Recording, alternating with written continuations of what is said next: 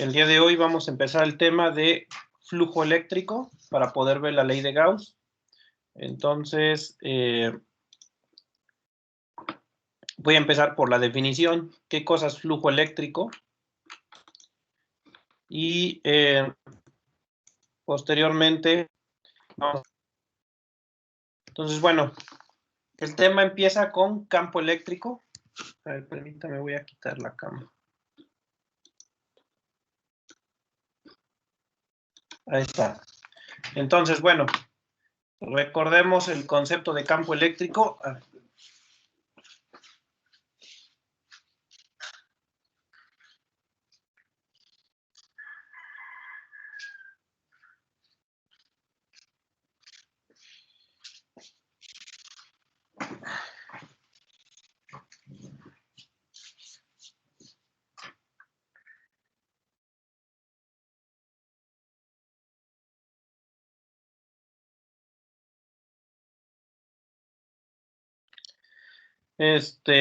Ahí en la imagen vemos el campo eléctrico generado por una carga negativa y el campo eléctrico generado por una carga positiva.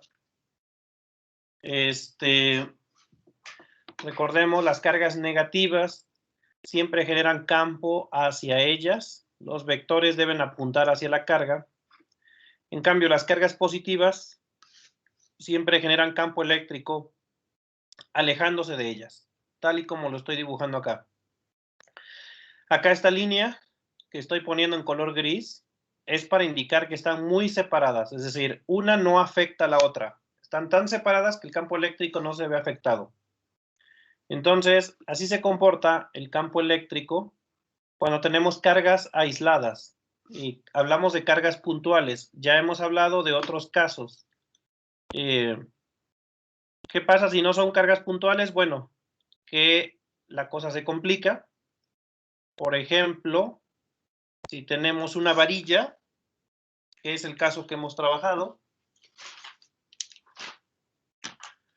Si tuviéramos una varilla, digamos así, horizontal, una varilla delgada, bueno, ahí se presentan diferentes situaciones. La primera es que la varilla sea finita, que tenga una longitud L, que tenga carga positiva. Si tiene carga positiva esa varilla, el campo se comporta, por ejemplo, si estamos a la mitad, así. Entre más lejos estés de la varilla, el campo es así. Del otro lado, el campo es así, se aleja. Conforme te alejas de la varilla, el campo es más débil. Eso si estás a la mitad. En cambio, ya si te mueves, ahora el campo podría hacer esto. Si te mueves a un lado, ya no estás a la mitad, el campo empieza a hacer esto. Ese es el campo eléctrico generado por una varilla. De este lado, pues más o menos así, etcétera. Entonces, el campo eléctrico varía dependiendo en qué punto estés. También calculamos el campo eléctrico en los extremos. En los extremos el campo eléctrico es así, y entre más lejos estés es más débil. Y lo mismo del lado derecho. Entonces, el campo eléctrico generado por una varilla, pues cambia drásticamente. También vimos el caso de un anillo. Si tienes un aro que tenga carga positiva más Q, bueno, ahí el campo eléctrico es relativamente fácil si te paras a la mitad del aro y te mueves así, perpendicular. Sobre esta línea el campo eléctrico es así.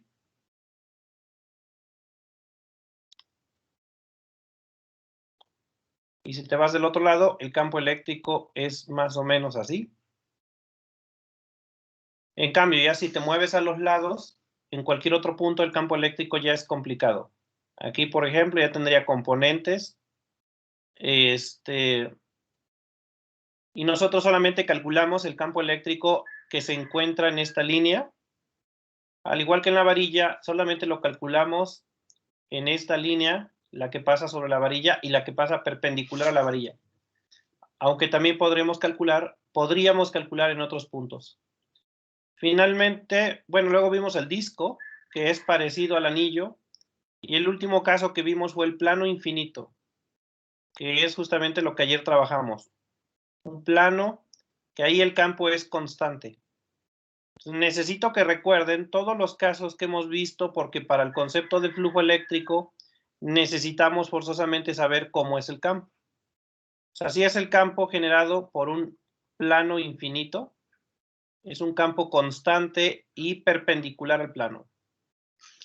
Bueno, voy a necesitar todos estos casos y necesito que sepamos dibujar el campo eléctrico para todas estas configuraciones. En particular, si tengo dos cargas puntuales y aisladas, el campo eléctrico pues es como lo estamos dibujando aquí. En cambio, si estas dos cargas estuvieran relativamente cerca, el campo eléctrico se distorsiona, porque el campo eléctrico de una empieza a afectar el campo eléctrico de la otra y viceversa. Entonces, ¿qué sucede si las dos cargas están muy cerca una de la otra? Déjeme, por ejemplo, me voy a adelantar un poco. Si las dos cargas están muy cerca una de la otra, el campo eléctrico ya se comporta de esta manera. Pero antes de ver el caso de que las dos cargas estén cerca una de la otra, normalmente el campo eléctrico lo dibujamos así. Aquí ya dibujé el campo eléctrico como muchos vectores que se están alejando de nuestra carga positiva. Esta es una carga puntual positiva. Entonces, cuando tenemos una carga puntual positiva,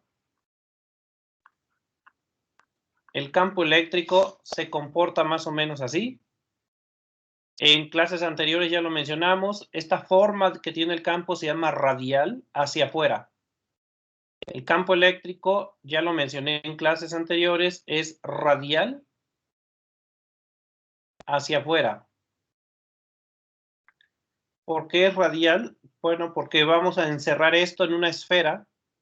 Voy a colocar una esfera imaginaria. Entonces, voy a colocar una esfera y voy a encerrar mi carga con una esfera. Y el campo eléctrico siempre queda sobre el radio de la esfera. Entonces, por eso se llama radial. Si aquí dibujo el radio, el campo eléctrico queda sobre el radio. Y si acá dibujo el radio, el campo eléctrico siempre queda sobre el radio de esa esfera. Por eso se llama radial. Ahora, a veces no es tan cómodo estar dibujando así muchos vectores, porque si yo les pido el campo que genera toda la carga, en cualquier punto, pues tendríamos que dibujar una infinidad de vectores. Y a veces es más conveniente dibujar líneas en lugar de vectores. Es más conveniente dibujar una línea que pase por encima de los vectores. Por ejemplo, una línea que venga así. Ese ya no sería el campo, porque el campo son vectores. Y aquí ya nada más estoy colocando una línea por donde pasan esos vectores. Aquí colocaríamos otra línea por donde pasan los vectores. Y esas líneas les vamos a poner un nombre especial. Entonces déjenme poner la siguiente figura, que es donde ya tengo las líneas dibujadas bien. Y esa les vamos a llamar líneas de campo eléctrico. Son líneas que representan por dónde pasa el campo eléctrico, mas no es el campo eléctrico. El campo eléctrico son los vectores. Esas líneas nada más se dibujan encima de los vectores. Entonces, les llamamos líneas de campo eléctrico. También debemos notar que esas líneas a veces incluso se les pone así como flechitas, así encima, nada más para indicar en qué dirección va el campo. Pero repito, no confundir el campo eléctrico con estas líneas. Para empezar, ¿por qué no las debo confundir? Porque el campo eléctrico son estos vectores y esta línea es como un solo vector, pero además estas líneas pueden ser curvas, como lo vamos a ver en la siguiente imagen. En cambio, el campo eléctrico son vectores y por lo tanto siempre son rectos. No confundir el campo eléctrico con las líneas. Por ejemplo, si de pronto el campo eléctrico empezara a, no sé, los vectores campo eléctrico empezaran a girar así, el campo eléctrico empezara a hacer esto, vean, el campo eléctrico siempre son vectores, es decir, líneas rectas. Por definición, un vector es un segmento rectilíneo. El campo son líneas rectas. En cambio, las líneas del campo son curvas. Aquí, si yo dibujara las líneas del campo, sería algo como esto. Estas serían las líneas del campo. Entonces, esto sería la línea del campo. No confundir el campo eléctrico con las líneas del campo. Son dos conceptos diferentes. Y en particular, como les mostraba, cuando tenemos dos cargas eléctricas, una positiva y una negativa, cerca, una respecto de la otra, el campo eléctrico siguen siendo vectores, pero las líneas de campo se vuelven curvas, que es justamente lo que estamos viendo aquí. En esta ocasión estoy dibujando el campo eléctrico, el flujo, las líneas de campo eléctrico. Pero entonces ustedes se preguntarán, bueno, ¿y dónde está el campo? Ah, el campo eléctrico lo vamos a dibujar como vectores que para empezar deben quedar siempre tangente a estas líneas. Por ejemplo, si alguien me pregunta cómo es el campo eléctrico en este punto, lo que debo hacer es dibujar un vector que quede tangente a las líneas, así. Y este sería el campo eléctrico. El campo eléctrico siempre van a ser vectores tangentes a estas líneas. Por ejemplo, si estamos acá y alguien nos pregunta, ¿cómo es el campo eléctrico en este punto? Ah, el campo eléctrico es una tangente y entonces aquí el campo eléctrico sería así. Entonces, estas les vamos a llamar líneas de campo, que es cómo se comporta el campo en diferentes regiones. Ah, bueno, acá el campo sería así. Este sería el campo eléctrico. Vectores que se tienen que dibujar tangente a las líneas. ¿Qué características tienen esas líneas? Bueno, por ejemplo, voy a colocar una región, acá este pequeño rombo que dibujé, y voy a contar cuántas líneas están pasando por el rombo. Si nos fijamos, está pasando 1, 2, 3, 4. Y voy a colocar el mismo rombo, pero en otro lugar. Por ejemplo, acá. Y aquí nada más lo están pasando 2. Solamente 2 líneas están atravesando nuestro rombo. Aquí diríamos que nada más 2 están pasando. En cambio, en esta figura son 4 los que están pasando.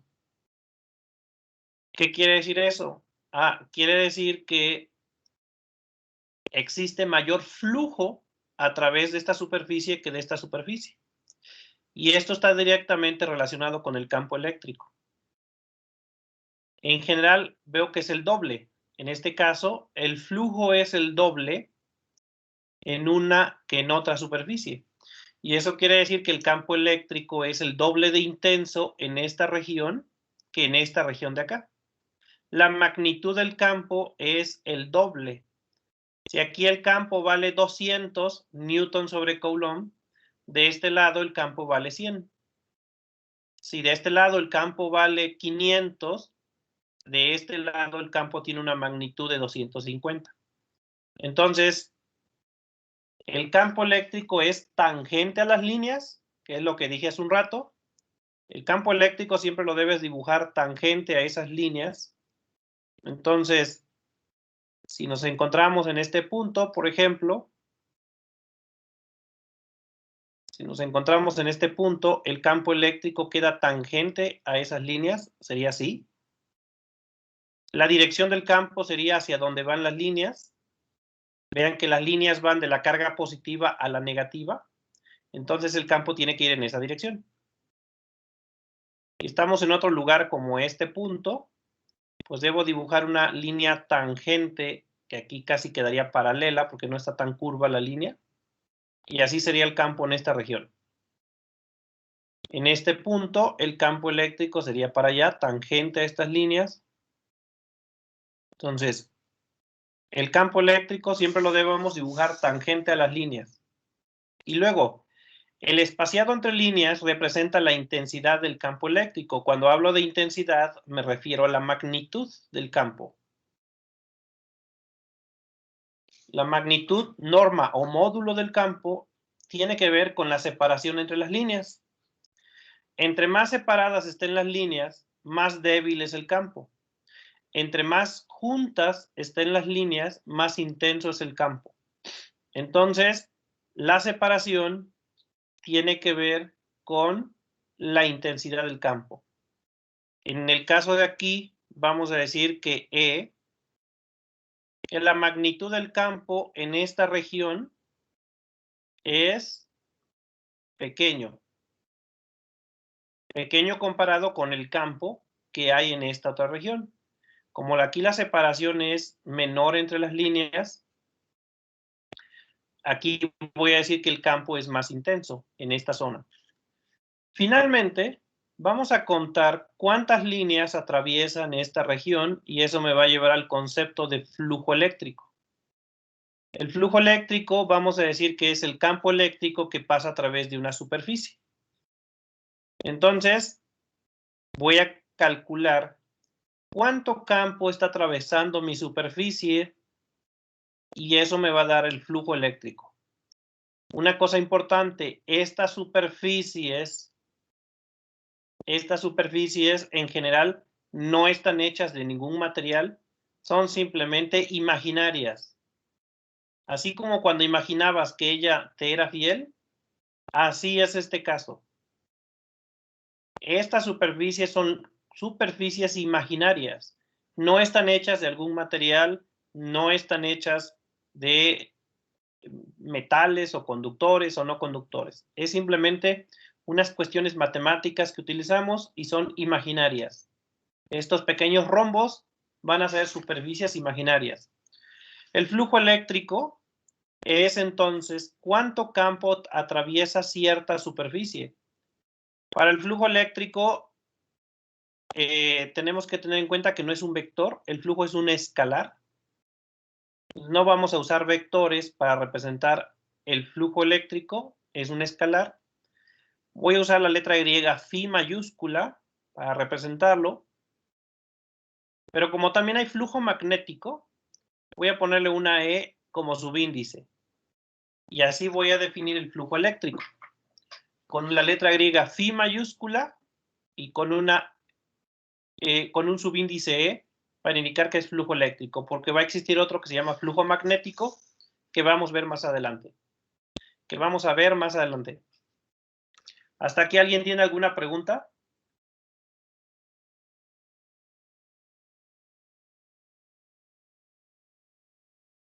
Bueno, no questions. Vamos a ver formalmente cómo calcular el flujo eléctrico. Para ello voy a presentar un primer caso. Y el primer caso es cuando tenemos superficie plana. Tenemos una superficie plana, que aquí la estoy representando por este rectángulo. Cuando tengamos un plano, tenemos que decir hacia dónde está la cara del plano.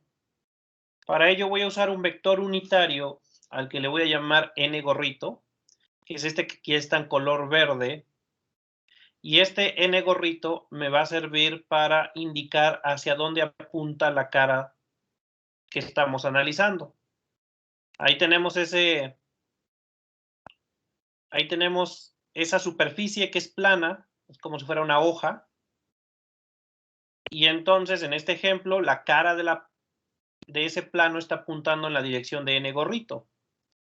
Si yo dibujo la cara en otra dirección, por ejemplo así, imagínense que esa superficie la colocamos así, entonces n gorrito sería hacia allá.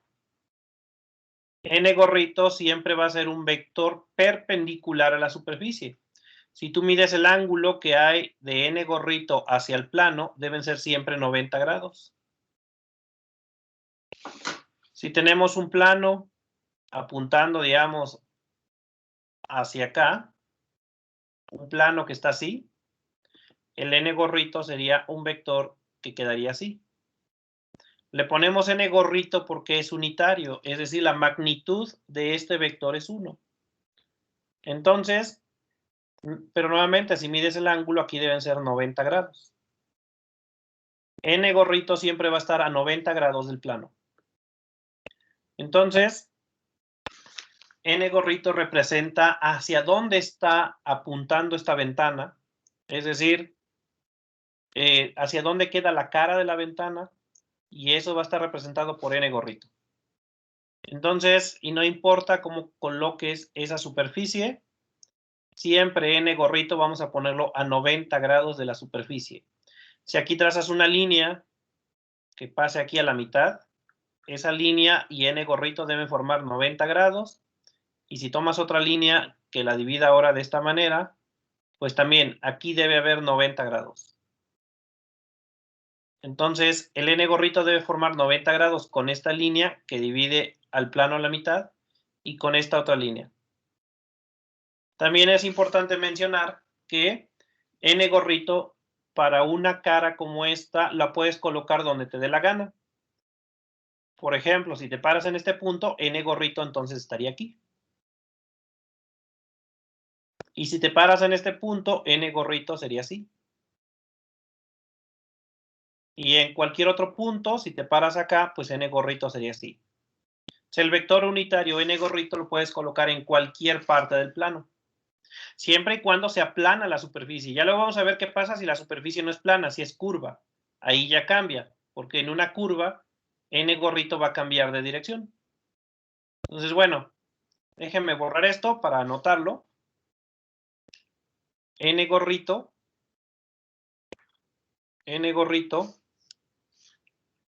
es un vector unitario.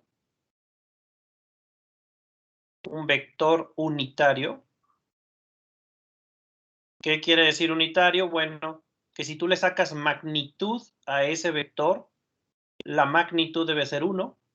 Por definición, eso es un vector unitario. Cualquier vector cuya magnitud, norma o módulo da 1. N gorrito es un vector unitario perpendicular a la superficie.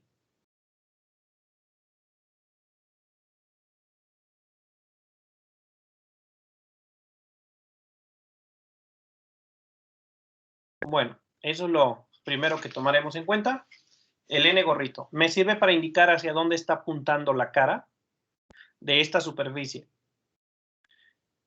Y luego tenemos el campo eléctrico, que son estos vectores en color azul que están atravesando esa superficie. Vean cómo el campo atraviesa esa superficie. Por ejemplo, este vector viene y atraviesa por aquí a la superficie. Este otro vector viene, entra por la parte de atrás y sale por acá. Y así tenemos el vector campo eléctrico. El campo eléctrico está cubriendo todo el plano. Aquí nada más dibujé algunos vectores, pero en realidad estos vectores están pasando por cualquier parte del plano. Ahora, ¿qué es lo que le voy a pedir? Primero, que el campo eléctrico sea uniforme. ¿Qué quiere decir campo eléctrico uniforme? Que no va a cambiar ni su magnitud, ni dirección, ni sentido. Vean, todos estos vectores miden lo mismo de largo. Eso quiere decir que la magnitud es constante. Y siempre están horizontales, en este caso, paralelos al vector N gorrito. La dirección nunca cambia y el sentido tampoco. No hay ningún vector que vaya en sentido contrario. Entonces, cuando yo digo campo eléctrico uniforme, me refiero a que la magnitud,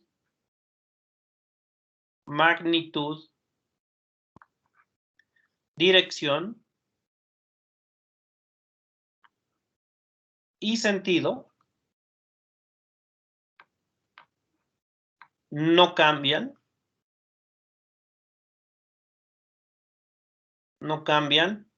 en toda la superficie.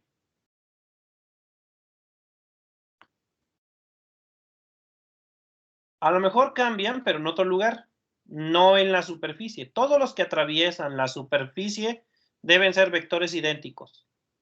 A lo mejor ya por acá el campo eléctrico ya es diferente, a lo mejor aquí el campo eléctrico ya hizo así, tiene otra magnitud, tiene otra dirección, pero eso ya es en otro lugar. Todos los que pasan a través de la superficie deben ser idénticos. Entonces, el campo eléctrico va a ser uniforme.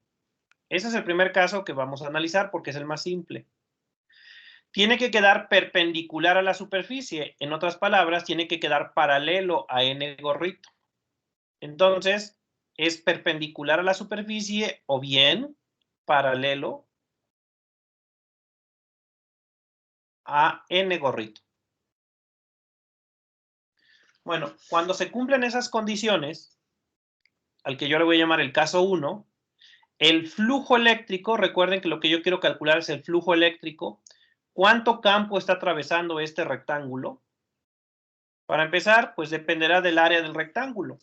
Si el rectángulo es pequeño, pues pocas líneas de campo van a pasar por ahí. En cambio, si el área es grande, si el rectángulo es grande, pues muchas líneas de campo van a pasar por ahí. Así que otro factor que va a importar es el área. Entonces, el área, a la que le voy a llamar A, también va a ser importante en el cálculo del flujo. Yo quiero calcular cuál es el flujo a través de esta ventana. Pueden pensarlo como si fuera una ventana a través de la cual está pasando aire y yo quiero calcular el flujo de aire. Entonces, pues también va a importar el área. A mayúscula, que obviamente es un escalar, es el área de la superficie. Bueno, para este primer caso, el flujo eléctrico es muy simple. Para este primer caso, que se cumplan estas condiciones que hemos dado, que el campo eléctrico es uniforme, que la superficie es plana y que el campo eléctrico es paralelo a n gorrito, el flujo eléctrico, que recuerden voy a usar la letra griega phi, con un subíndice E, simplemente se calcula multiplicando la magnitud del campo por el área. Recuerden que la magnitud es escalar y el área es escalar, así que esto me va a dar escalar.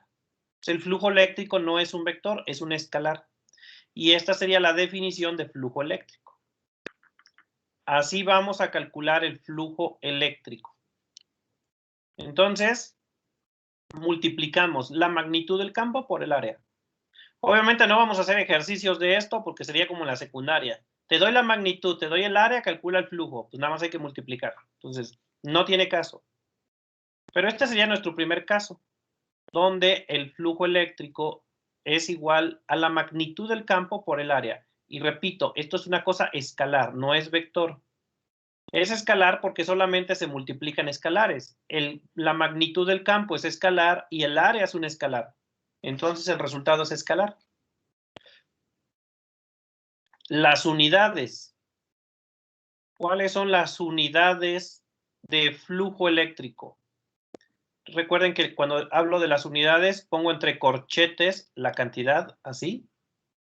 Cuando encierro una cantidad entre corchetes hablo de sus unidades. Y las unidades serían el campo, que hemos visto que es Newton sobre Coulomb, multiplicando por el área. Y el área se mide en metros cuadrados. Así que las unidades de flujo son Newton sobre Coulomb por metro cuadrado. Y ese sería el primer caso que estaríamos analizando. Así se calcula el flujo eléctrico a través de una superficie plana donde hay un campo eléctrico uniforme paralelo a el vector n gorrito. Entonces, esta es la definición de flujo eléctrico.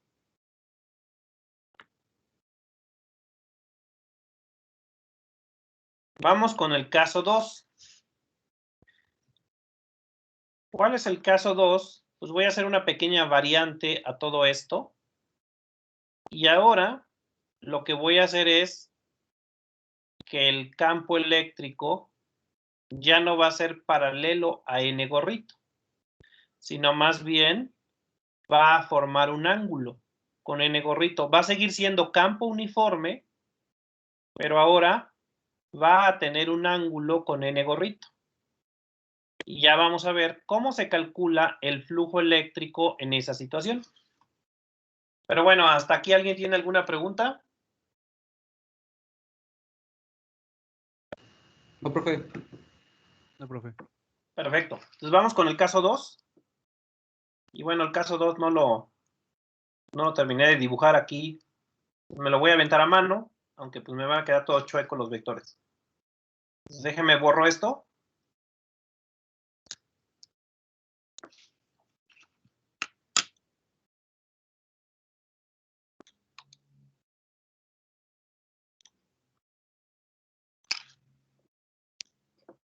Entonces vamos con el caso 2.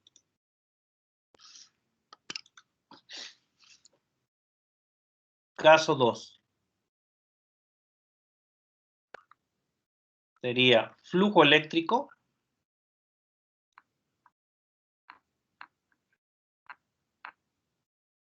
a través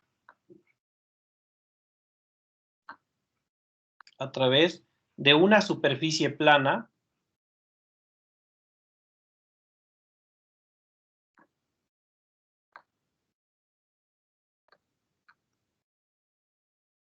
y campo eléctrico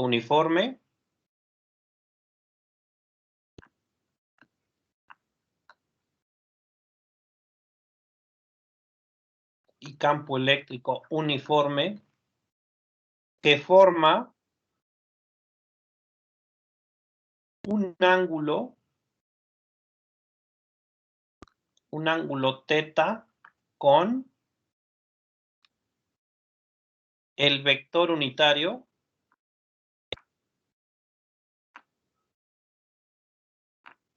normal a la superficie. Normal, que significa perpendicular a la superficie. Ese sería el caso 2. Entonces, ¿de qué estamos hablando? Bueno, estamos hablando que, por ejemplo, a lo mejor la superficie la dejo igual que hace un rato, un rectángulo, así. Digamos, el rectángulo sería más o menos así. Este rectángulo, recuerden que es imaginario, no está hecho de algo. Entonces, es como una ventana, pero una ventana imaginaria, que tiene un área A y que tiene un vector n gorrito, que lo voy a dibujar así. Ese sería n gorrito. Un vector perpendicular a la superficie. Ahora, el campo eléctrico, que es uniforme, es decir, todos los vectores van a tener la misma magnitud. Sin embargo, ya no van a ser paralelos a n gorrito. Por ejemplo, aquí va a venir el campo eléctrico de este lado y va a salir por acá así. Entonces, hay un ángulo entre el campo eléctrico y n gorrito. Y este ángulo le vamos a llamar el ángulo teta. Por supuesto que hay más vectores campo, ahí nada más dibujé uno, el que pasa por esa región. Ya no voy a dibujar más porque si no se me van a encimar todos acá. Pero lo único que cambia respecto al caso anterior es que ahora el campo eléctrico no queda paralelo a n gorrito. ¿Qué voy a hacer para este caso? Bueno, lo que voy a hacer es lo siguiente. Voy a calcular el flujo, nada más que ahora debo tener cuidado, porque en realidad el campo eléctrico lo que voy a hacer es descomponerlo en dos partes.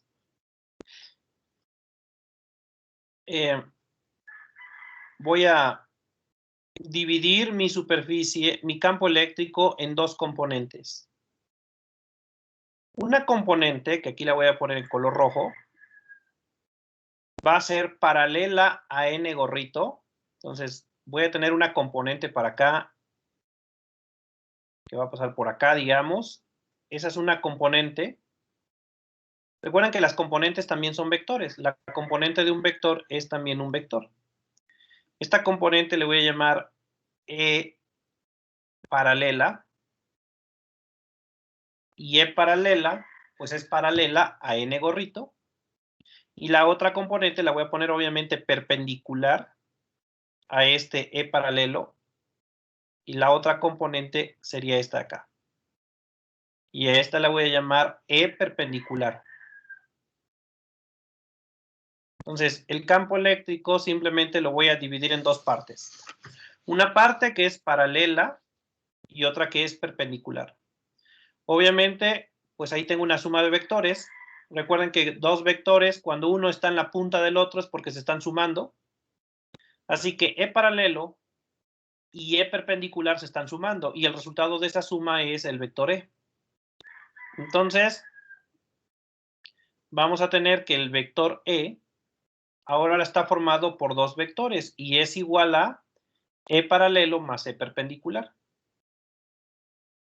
Ahora, lo que me interesa nada más es la magnitud de esos vectores. Así que mientras los escribo, ¿cómo calcularíamos la magnitud de esos dos vectores? El E paralelo y el E perpendicular. ¿Alguien me puede decir cómo saco las magnitudes de estos dos vectores?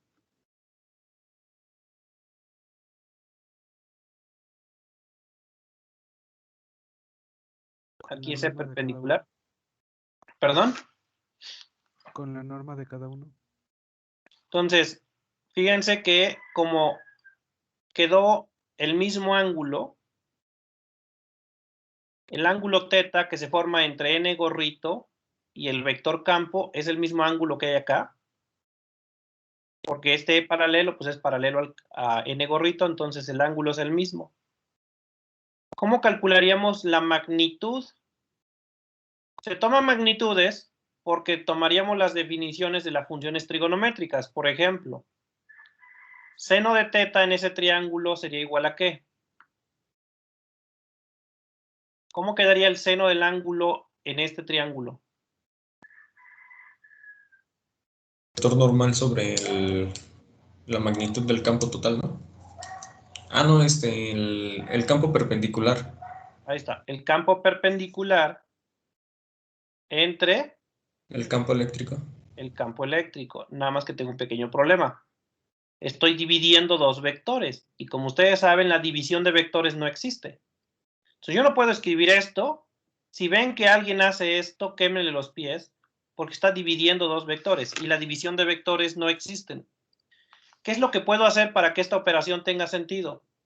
Que en lugar de usar los vectores, usaríamos ¿qué? Las Las magnitudes. magnitudes.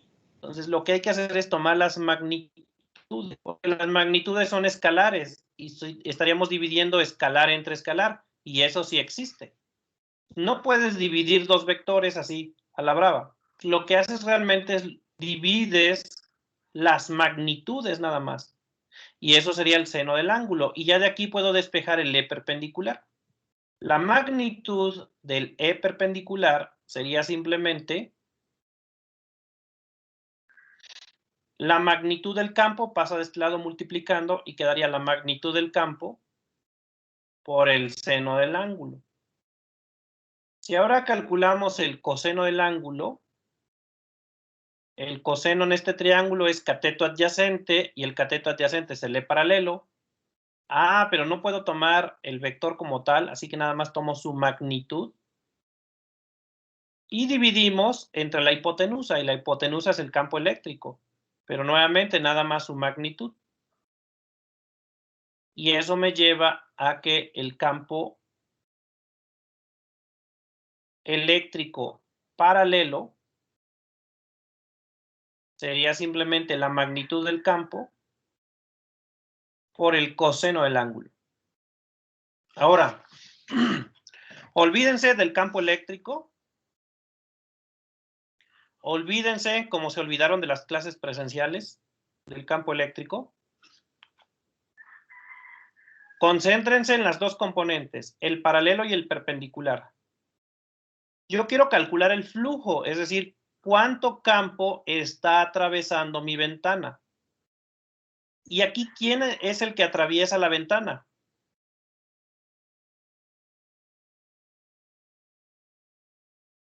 De las dos componentes, ¿cuál es la que realmente está atravesando la ventana? ¿El paralelo? El paralelo. Este que pinta en rojo es el que realmente está atravesando la ventana. El otro, de hecho, nunca atraviesa la ventana porque el otro queda paralelo a la ventana. Entonces, el E perpendicular no atraviesa la ventana. El único que contribuye con el flujo es el E paralelo. Entonces, el E paralelo es el que atraviesa la ventana, es el que contribuye con el flujo. Entonces, el E paralelo determina el flujo. Determina el flujo eléctrico.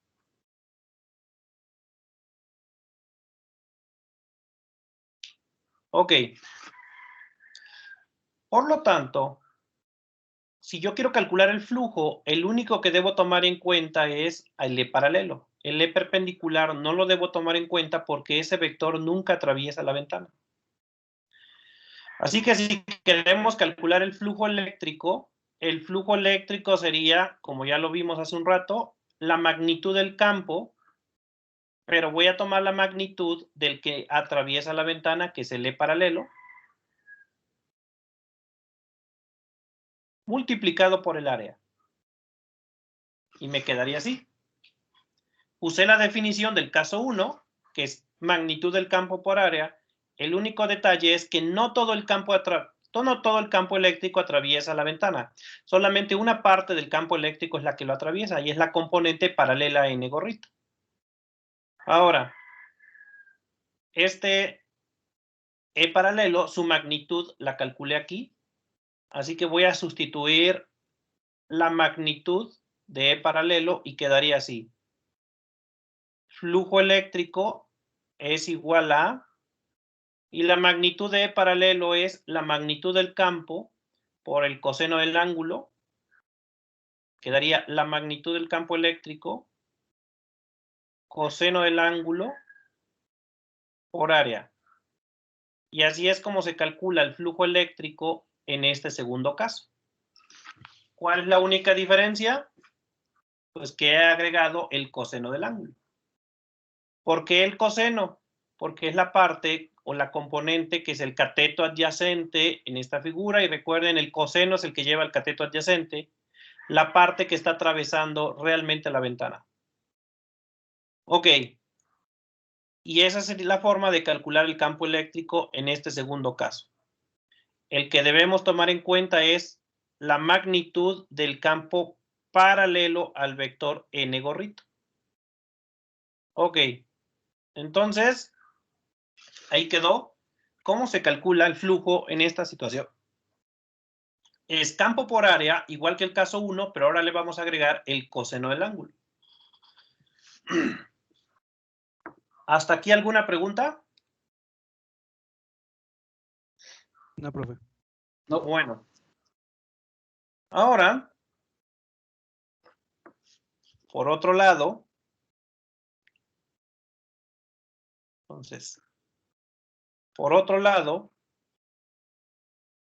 esto tiene que ver con vectores. Si yo tengo dos vectores A y B, ¿cómo se calcula su producto punto? Eso lo debieron haber visto ya. ¿Cómo se calcula el producto punto de dos vectores?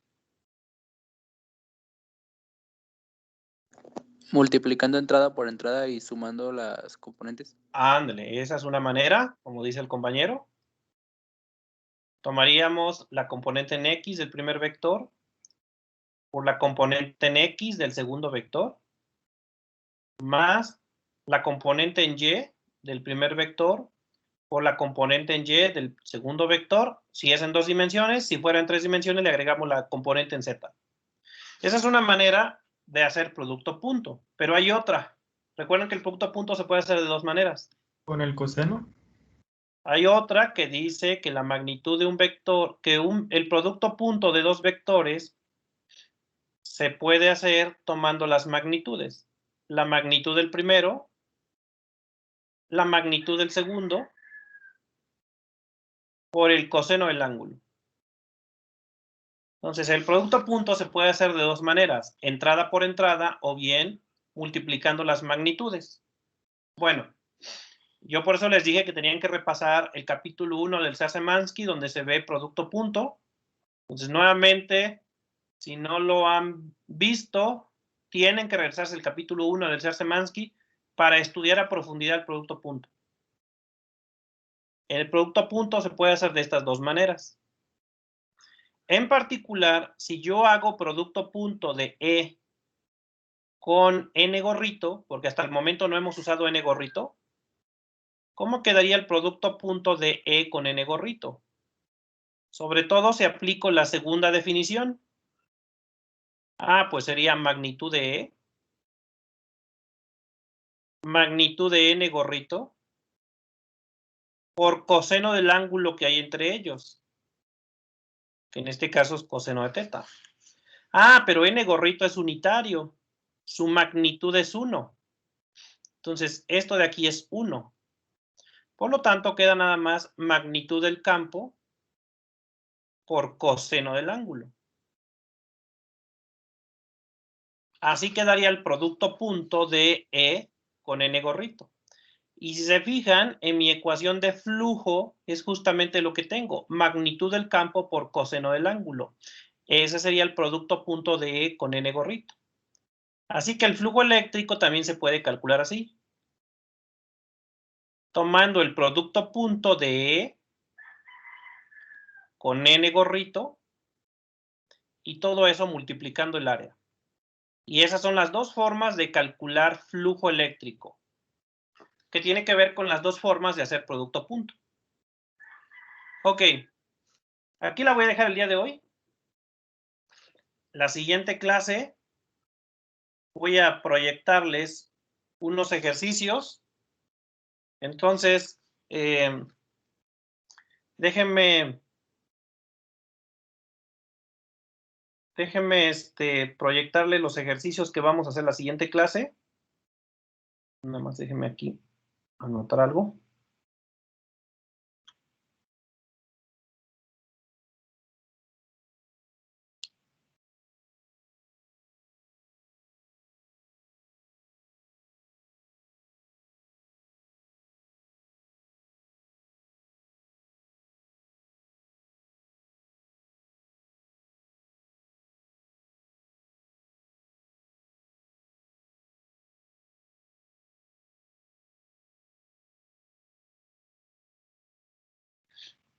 Entonces, bueno, ya voy a borrar.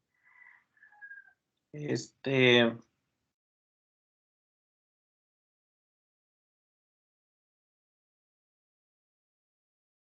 el ejercicio que vamos a hacer es el siguiente. Anótenlo o tómenle captura de pantalla. Ese es el primer ejercicio que vamos a hacer del tema. Entonces, anótenle ahí.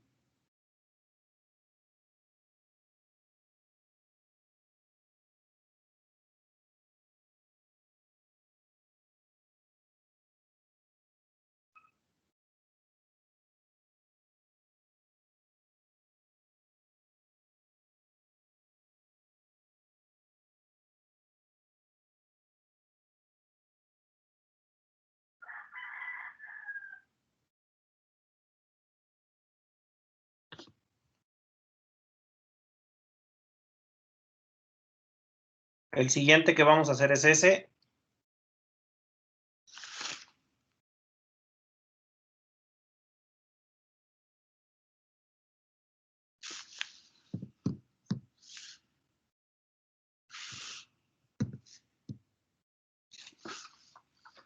No copien la figura de abajo, más bien nada más la parte de arriba.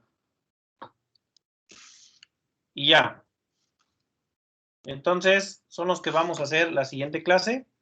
Entonces, anótenlos. Repito, sería este de acá. Tómenle foto para que ya lo tengan en su libreta. Y sería este de acá. Nada más que este de acá no sé por qué le pegué esta parte. Así. Ahí está, son esos dos. Ese ejercicio y este de acá.